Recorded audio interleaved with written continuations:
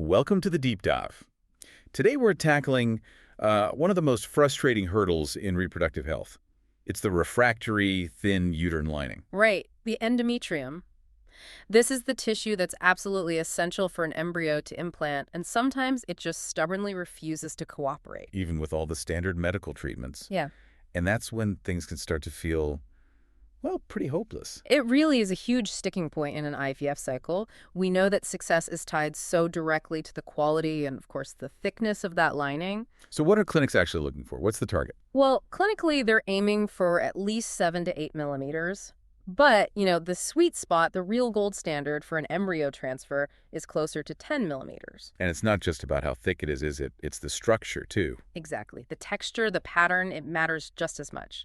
On an ultrasound, they're looking for this beautiful, organized structure called a trilaminar pattern. The three-line sign. That's the one. It's this visual confirmation that the lining has fully developed and is ready. Without that, even a thicker lining might not be receptive. And when we say refractory, we mean this tissue is stuck. Maybe it's 6 millimeters, maybe less. Even after high-dose estrogen or other drugs meant to boost blood flow. Yeah. It's when you get that dreaded conversation. There's really not much else we can do. And that's what our deep dive is all about today. What happens when you hit that wall? Our source is a patient newsletter from the Berkeley Center for Reproductive Wellness, founded by acupuncturist and herbalist Mike Berkeley. Okay. And it lays out the evidence for these non-pharmacologic approaches, specifically acupuncture and Chinese herbal medicine. So our mission today is really to get past the anecdotes. We want to see if there's evidence of actual measurable physiological changes. Does this stuff really move the needle on thickness, structure, and blood flow? Precisely. We're looking for the science, the quantifiable mechanisms that might make these a real option when the standard playbook runs out. All right, let's start with the big one, acupuncture. It's used a lot in IVF for stress, but our source points to it as a tool specifically for this problem. Yes, and as a safe one. The risk profile is, incredibly low. We're talking about maybe some minor temporary bruising at worst. And this is where it gets really interesting, because we're not just talking about feelings. The source cites the highest level of evidence, randomized controlled trials, meta-analyses. Yeah, and they're showing concrete physiological improvements. It's not just about feeling more relaxed. We're seeing verifiable changes inside the uterus. So let's break down the data. What happens when acupuncture is done consistently, say 2 or 3 times a week from the start of the cycle? First, you get a direct quantitative increase in thickness.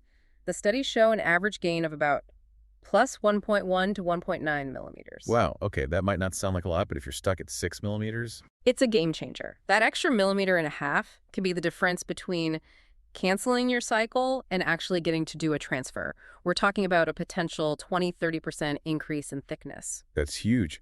What about the second metric, the structure? The structure improves, too. Patients show more frequent ideal trilaminar patterns on their ultrasounds. So you're not just getting a thicker lining, you're getting a better quality, more receptive one. And the third piece of the puzzle is blood flow. How do they even measure that? They use something called a Doppler ultrasound. It measures the resistance in the uterine arteries, looking at what's called the PI and RI, the pulsatility and resistivity index. High numbers are bad, I'm guessing. High numbers are bad. It means the arteries are tight, constricted, and blood isn't flowing freely. Acupuncture has been shown to consistently lower those numbers. So the blood vessels are literally relaxing, letting more blood, more nutrients, more hormones get to where they need to go. That's the idea. It's objective proof of better perfusion. But here's the question. If a lining is truly refractory, meaning it's resisting the hormonal signals, why would just adding more blood flow work? Why isn't the estrogen enough on its own?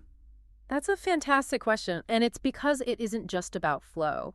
The main mechanism seems to be about helping the body release more nitric oxide, NO. Nitric oxide, the vasodilation molecule. Exactly. It's a powerful natural chemical that our bodies make. Acupuncture seems to help regulate the nervous system to make more of it available right where it's needed, acting as this internal vasodilator. So you're not just pushing more hormones into the system, you're making the system itself more efficient at delivering them. Right. And NO doesn't work alone. The source notes it works with VEGF, that's vascular endothelial growth factor, which helps build new microcirculation.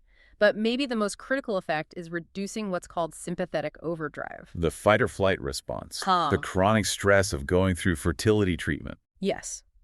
When you are constantly stressed, your body diverts blood away from what it sees as non-essential organs.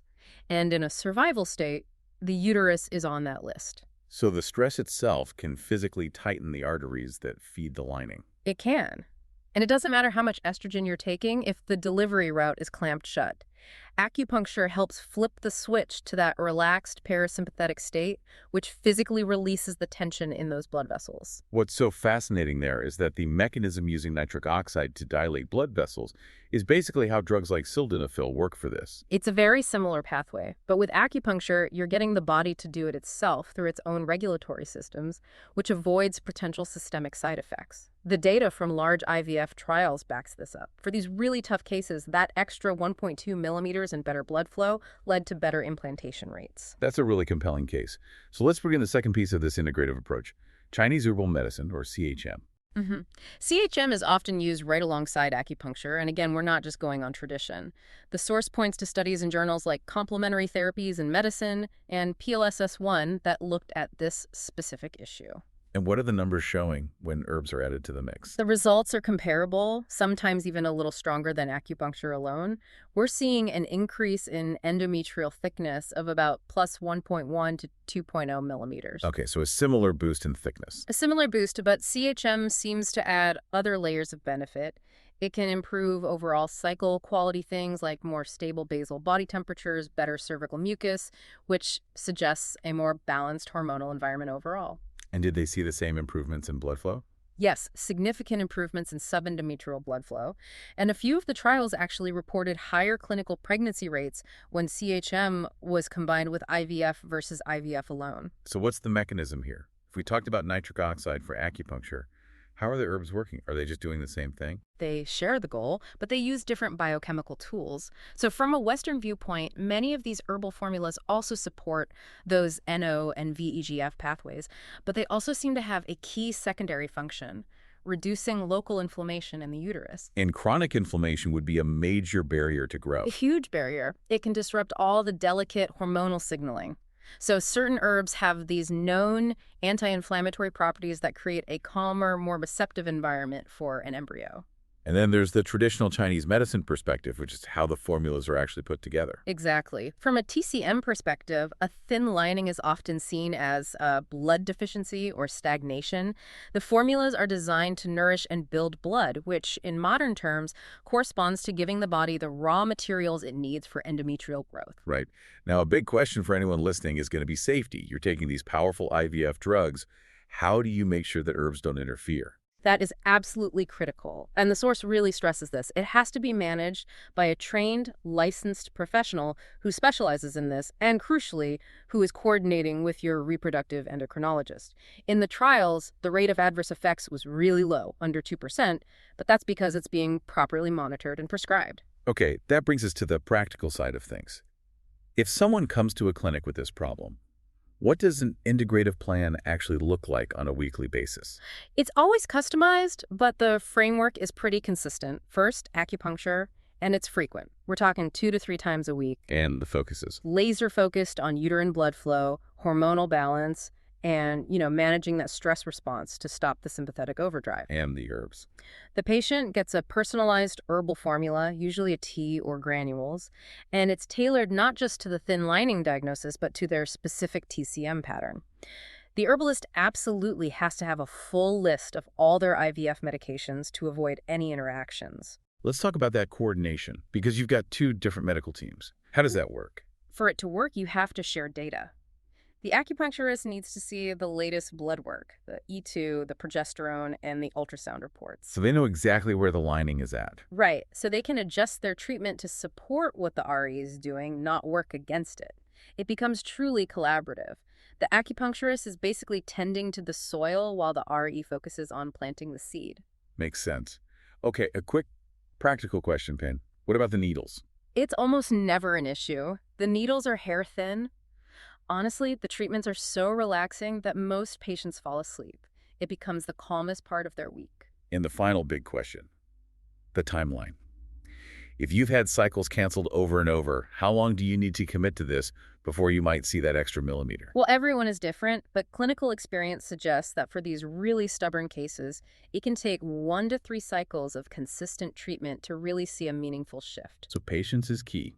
Patience and consistency, yes. It takes time to regulate those underlying systems. It's just such a clear evidence-based breakdown for people who felt like they were at the end of the road. So what's the bottom line? Look, acupuncture and CHM aren't miracle cures. They guarantee nothing. But the evidence shows they are low-risk tools that can create real, measurable physiological changes in the uterine environment. The key takeaway for you listening is that this isn't just about feeling better. It's about quantifiable improvements to blood flow and structure, tapping into the body's own regulatory pathways when the drugs alone aren't enough. Exactly. And let me leave you with one final thought to mull over. Given this really strong link between stress, that sympathetic overdrive, and physically constricted blood vessels, how much untapped potential is there in therapies that focus on restoring the body's own internal balance? Not just for fertility, but for our health overall. Something to think about, or maybe even bring up with your doctor.